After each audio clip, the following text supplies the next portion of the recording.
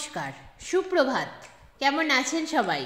আমি অনন্যার ব্লগসের আরও একটি ঝা চকচকে নতুন ব্লগে আপনাদের সকলকে জানাই অনেক অনেক অনেক স্বাগত। আশা করছি আপনারা সকলে খুব ভালো আছেন, সুস্থ আছেন, সাবধানে আছেন, নিরাপদে আছেন। আমরাও বেশ ভালোই আছি। আজ দিনটি শনিবার, সকাল এখন 8টা মতো বাজে। আপনাদেরকে সাথে নিয়ে ঠিক এখন থেকেই আজকের ব্লগটি আমি শুরু করছি। যথারীতি সকালে ঘুম থেকে উঠেই প্রতিদিনের মতোই ব্রাশ করে ফ্রেশ হয়ে নিয়েছি। তারপরে টুক করে মা মেয়েতে মিলে চলে এসেছি ছাদে। ছাদে এসে দেখলাম গতকাল যে গাঁদা গাছটি লাগিয়েছিলাম সেটি বেশ ভালোই লেগে গিয়েছে, পাতাগুলো বেশ সতেজ হয়ে উঠেছে। আর শীতের বাগানের শোভা বৃদ্ধি তো সবসময় গোলাপ করেই থাকে, এবারও তার ব্যতিক্রম হয়নি। গোলাপ গাছগুলোতে প্রচুর কুড়ি এসেছে। আজ সকালটা যেহেতু ছাদ বাগানের গোলাপ সুন্দরীদের দেখে শুরু হলো, তাই ভাবলাম আপনাদের সাথে একটু শেয়ার করে দিই। ফুল দেখতে কার না ভালো লাগে বলুন তো? যার জন্য বালুরঘাটে যখন ফুলমেলা আসে আমরা ফুলমেলা দেখতে যাই শুধু ফুলের শোভা দেখব বলে। সেই শোভা যদি বাড়িতেই থাকে, অতগুলো না হলেও কিছুটা, তাহলে বাড়ির ফুলের শোভা দেখলেও তো মনটা ভালোই হয়ে যায়। আপনাদেরও নিশ্চয়ই ফুল ভালো লাগে, ঠিক আমার মতোই। আজ বেশ সকাল থেকেই রোদ উঠেছে। শীতের মিঠে রোদ গায়ে মেখে ছাদে ঘুরে বেরোলে তো হবে না বলুন, নিচে গুচ্ছের কাজ পড়ে রয়েছে। সেই জন্যই নিচে চলে এলাম। তারপর যথারীতি মায়ের সাথে টুকটুক করে বাসি কাজগুলো কমপ্লিট হলো। তারপর আরও একবার ফ্রেশ হয়ে নিলাম। তারপরে যথারীতি বানিয়ে ফেললাম সকালবেলাকার চা। প্রতিদিন চা পর্বটা একসাথে না হলেও আজ যেহেতু চা পর্বটা বাবা, মেয়ে আর মায়ের একসাথে হলো, তাই ভাবলাম এই ব্যাপারটি আপনাদের সাথে একটু শেয়ার করে দিই।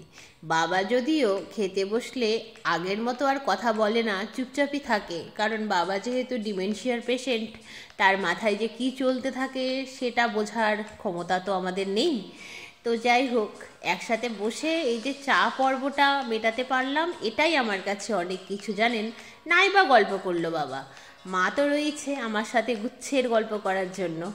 এক জীবনে তো সব প্রাপ্তি হয় না বলুন।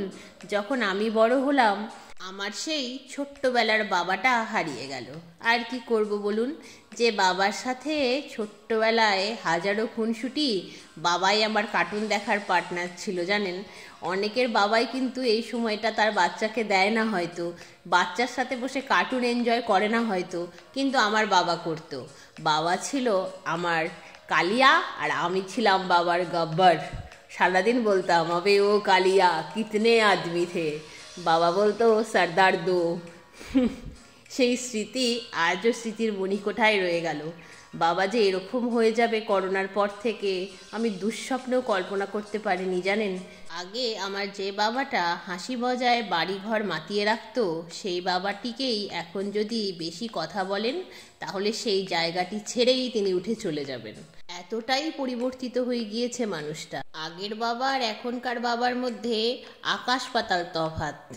আগে যে মানুষটিকে সবাই দেখেছে, এখন সে মানুষটিকে দেখলে তারা চিনতেই পারবে না। চেহারাটা একই রকম রয়েছে, কিন্তু কথা বলে সে আনন্দটাই পাবে না, কারণ সে কথা বলতেই চায় না। আর অপরিচিত লোক এলে তো কথাই নেই, কথাই বলবে না। আমাদেরকে চেনে তাও কথা বলতে চায় না, জানেন। আমার বাবাটা যে এরকম হয়ে যাবে আমি ভাবিনি। করোনা অনেকের থেকে অনেকের প্রিয় মানুষকে কেড়ে নিয়ে গিয়েছে ঠিকই, কিন্তু আমার কাছে আমার প্রিয় মানুষ দুটো রয়েছে, কিন্তু আমার বাবা তো এই অবস্থায় রয়েছে।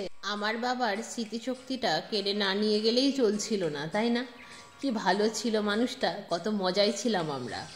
এখনই তো সবাই বলুন বাবা মায়ের সঙ্গে আনন্দে দিন কাটানোর, কোথায় আর হলো সেসব। ছোটবেলাটা সত্যিই মজাদার ছিল, কিন্তু তখন তো পড়াশুনো, পরীক্ষা, কম্পিটিশনের দৌড়ে আমরা ব্যস্ত ছিলাম। এখনই তো আনন্দে দিনগুলো কাটতো, কিন্তু তার হলো কই। সবার জীবনে সব কিছু স্বপ্ন আর পূর্ণ হয় কই। আর কি করব, আপনাদের সাথে এইটুকু কথা শেয়ার করতে পেরে মনটা যেন অনেকটা হালকা লাগছে, জানেন। অজান্তেই চোখের দুফোঁটা জল গড়িয়ে পড়েছে গালবে। কি আর করা যাবে, জীবনটা এমনই। হয়তো ঈশ্বরের এটাই নিয়ম, সবাইকেই কিছু না কিছু অভাবের মধ্যে রাখেন। কিন্তু আমার অভাবটা যে একটু বেশি রকমের। আমার বাবাটা আছে ঠিকই, কিন্তু এই রকমভাবে। আপনাদের সাথে এই কথা বলতে বলতে অনেকটা কাজ এগিয়ে গেল, কিন্তু দেখুন আমার যথারীতি চা পর্ব সারা হয়ে গিয়েছে। তারপর বেডটাকে গুছিয়ে নিয়েছি, ঘরের আসবাবপত্রগুলো মোটামুটি মুছে ক্লিন করে নিলাম। তারপর যথারীতি চলে এসেছি রান্নাঘরে রান্না করতে। আজকেও সান্ত্বনা দিদি একই রকমভাবেই তাড়াহুড়ো করছেন, তাই আমিও তার সাথে তাল মিলিয়ে তাড়াহুড়োই করছি। আজ যেহেতু শনিবার, আজ তো ভেজ খাওয়ার দিন, আর ভেজ রান্না মানেই হরেক রকম রান্না করলেও কারোর মুখে রোচে না, আর হরেক রকম রান্না না করলে তো কথাই নেই, কারোর মুখে রুচবেই না। আবার এদিকে সান্ত্বনা দিদি যেভাবে তাড়াহুড়ো করছেন, তাতে করে হরেক রকম রান্না করার মতোও সময় নেই। এইটুকু সময়ের মধ্যে অ্যাডজাস্ট করে আমাকে কয়েকটা পদ বানাতেই হবে। সেই মতোই ভীষণ তাড়াহুড়ো শুরু করে দিয়েছি। আজকের মেনুতে পালং শাকের ঘন্ট, বেগুন আর বড়ি দিয়ে, মূলো দিয়ে মটরের ডাল, ভাত, আলু ফুলকপির সবজি, লবণ হলুদ চালের গুঁড়ো দিয়ে মুচমুচে বেগুন ভাজা, ব্যাস এইটুকুই। এইটুকু রান্না করতেই আমার কালঘাম ছুটে যাওয়ার মতো অবস্থা। এত ঠান্ডাতেও আমার আর ঠান্ডা লাগছে না তাড়াহুড়ো করতে করতে। আজকে ভাতটা শেষে করছি, তাহলে আর হটপটে ভরার প্রয়োজন হবে না, ভাত এমনিতেই গরম থাকবে। আর শাক হতে হতে ভাবলাম মশলাপাতির কৌটোগুলো মুছে ক্লিন করে ফেলি, কারণ আজকের মতো রান্না বান্না তো কমপ্লিট, তাই মশলাপাতির কৌটোগুলোর তো আজ আর কোনো প্রয়োজন নেই। সেই জন্যই গুছিয়ে রাখলাম, যতটা কাজ এগিয়ে রাখা যায় আর কি। তারপর আরেকটু শাকটাকে নাড়িয়ে চাড়িয়ে নামিয়ে নেব। এই ফাঁকে টুক করে আপনাদের সাথে কমেন্ট শেয়ার করে নিই। গতকালের ব্লগে কমেন্ট করেছিলেন পারভিন ব্লগ চ্যানেলটি থেকে। তিনি লিখেছিলেন, খুব সুন্দর একটি ভিডিও, ভালো থেকো দিদি ভাই, তুমিও খুব ভালো থেকো, এইভাবে আবার পাশে থেকো। তোমাকে আমার হৃদয়ের অন্তঃস্থল থেকে জানাই অনেক অনেক অনেক ভালোবাসা। কমেন্ট শেয়ার করতে করতে আমার কিন্তু রান্নাবান্না কমপ্লিট হলো। এখন শুধুমাত্র ভাতের হাঁড়িটাকে একটু মুছে ক্লিন করে নেব, কারণ ভাতটা হওয়ার সময় ফ্যান উপচে পড়েছিল, তাই ক্লিন না করে নিলে ভালো লাগে না দেখতে, আর চড়বড়ে হয়ে যায় হাঁড়ির গাটা, সেটি আরোই বিশ্রী লাগে।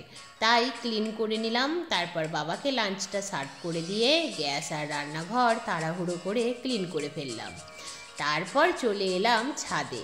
ছাদে এসে এখন ভিজে জামা কাপড়গুলো মেলে দেওয়ার পালা। ভিজে জামা কাপড়গুলো মেলে দিয়েই ছাদের রোদটা যতই গায়ে মাখতে ভালো লাগুক না কেন, সময় নেই জানেন, তাড়াহুড়ো করে এখন স্নান সেরে আসতে হবে। চলে এসেছি তাড়াহুড়ো করে স্নান সেরে, আর মা এদিকে পুজোটা সেরে ফেলেছে। তারপর মা মেয়েতে মিলে লাঞ্চ সারলাম। লাঞ্চ সেরে যে একটু রোদে এসে বসবো, আজ তারও উপায় নেই, কারণ আপনাদের তো আগের একটি ভ্লগেই বলেছিলাম চাল বাড়ন্ত, সেই জন্যই আজকে চাল আনতে যেতেই হবে যেভাবেই হোক। তাই অত সুন্দর রোদ থাকা সত্ত্বেও জামা কাপড়গুলো তুলেই ফেলতে হলো। একটা জামা কাপড়ও শুকোয়নি, তাই অগত্যা সিঁড়িঘরের ভেতরে থাকা দড়িগুলোতে মেলে দিলাম। আর এই যে ট্র্যাকস্যুটটা সেদিন কিনে এনেছিলাম, রাস্তার ধারে পসরা সাজিয়ে বসেছিল যে ভাইটি জামা কাপড়ের, তার কাছ থেকে এই ট্র্যাকস্যুটটি এখনও শুকোয়নি।